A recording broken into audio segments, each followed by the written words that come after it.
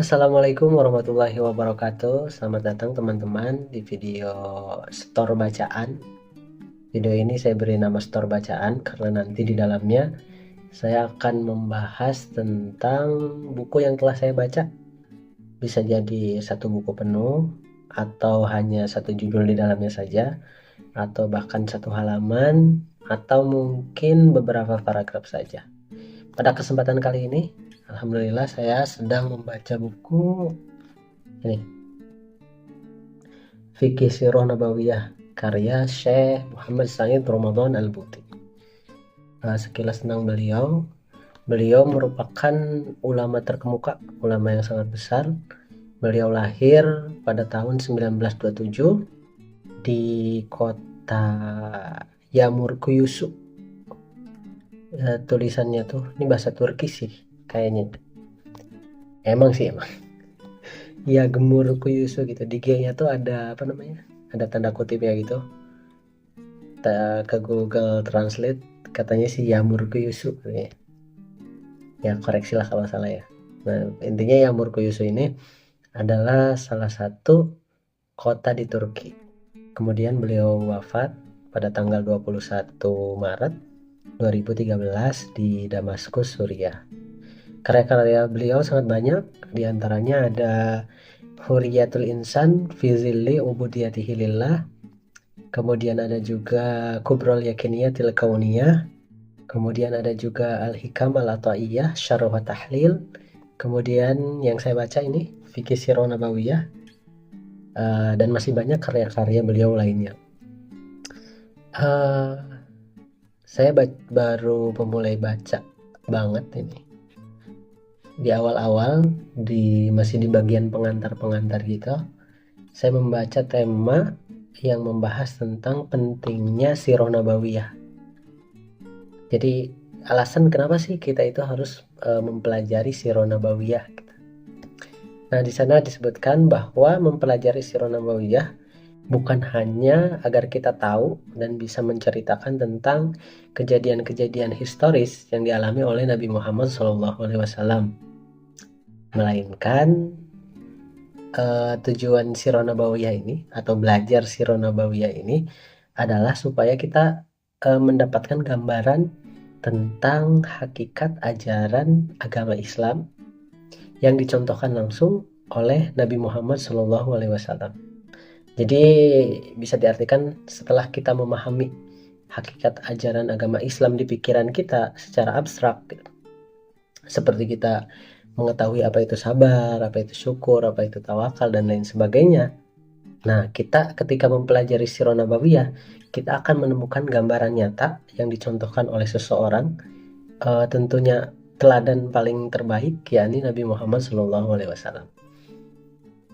Dengan kata lain, mempelajari Sirah Nabawiyah itu berarti mempelajari cara pengaplikasian ajaran agama Islam. Dan itu dicontohkan langsung oleh suri tauladan terbaik, yakni Nabi Muhammad SAW. Itu secara umum lah. Tapi jika kita ingin membagi alasan-alasan itu kepada poin-poin, di sini juga dijelaskan ada 5 poin. Tadi saya juga sudah mencatat poin-poin tersebut.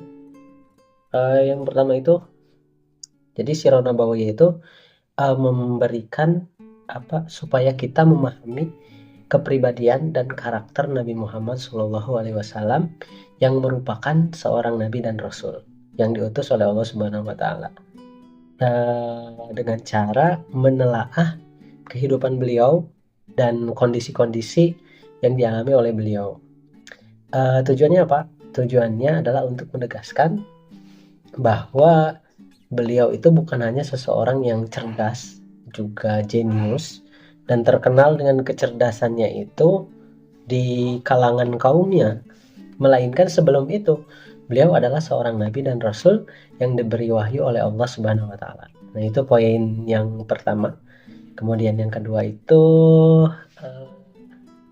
memberikan contoh teladan kepada kita semua dalam menghadapi berbagai macam kondisi kehidupan, yang nantinya hal ini dijadikan pedoman untuk menjalani kehidupan tersebut.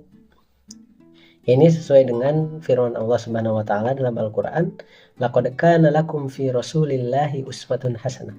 Sesungguhnya pada diri Rasulullah itu terdapat suri tauladan yang baik bagi kalian semua. Itu yang kedua. Kemudian yang ketiga, tujuannya itu untuk membantu kita memahami kitab Allah, yakni Al-Qur'anul Karim, dan memahami esensi dan maksud yang terkandung di dalamnya. Karena banyak sekali dari ayat-ayat Al-Quran yang ditafsirkan dan dijelaskan dengan kejadian-kejadian yang dialami oleh Nabi Muhammad SAW. Itu yang ketiga. Nah, kemudian yang keempat itu membuat kita mengetahui budaya dan ajaran agama Islam yang benar, baik itu berkaitan dengan akidah, keyakinan, atau berkaitan dengan syariat, dengan hukum-hukum dan peribadatan, atau yang berkaitan dengan akhlak, dengan perilaku. Karena kehidupan Nabi Muhammad itu merupakan perwujudan dari nilai-nilai agama Islam. Itu yang keempat. Dan yang terakhir, yang kelima, ini memberikan lagi-lagi suri tauladan bagi pendidik dan pendakwah. Dan hal itu dicontohkan langsung oleh Nabi Muhammad SAW dalam fase dakwahnya gitu. Nah, itu yang kelima. Dan jika kita menelaah lebih dalam lagi tentang Sirah Nabawiyah ini, kita akan menemukan banyak sekali sisi-sisi kemanusiaan yang diajarkan oleh Nabi Muhammad SAW. Seperti beliau itu merupakan seorang yang konsisten dalam sikap baiknya, dalam suluk baiknya, dalam perilaku baiknya. Kemudian beliau juga orang yang dipercaya di antara kaumnya dan sahabatnya. Kemudian beliau adalah pendakwah dengan cara yang baik, dengan metode yang baik, dengan hikmah dan mau'izah hasanah. Kemudian beliau juga merupakan pemimpin yang mengurus segala urusannya dengan sangat terampil. Kemudian beliau juga seorang suami yang sangat baik perilakunya.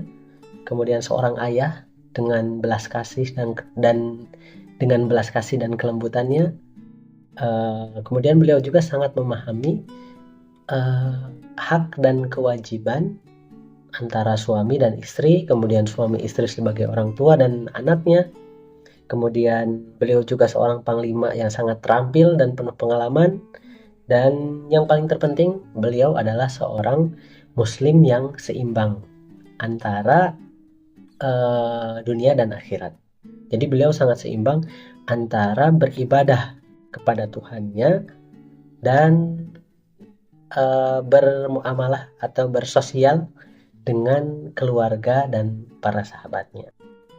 Intinya, Sirah Nabawiyah juga menggali sisi-sisi kemanusiaan tadi yang langsung dicontohkan oleh contoh terbaik, yakni Nabi Muhammad SAW.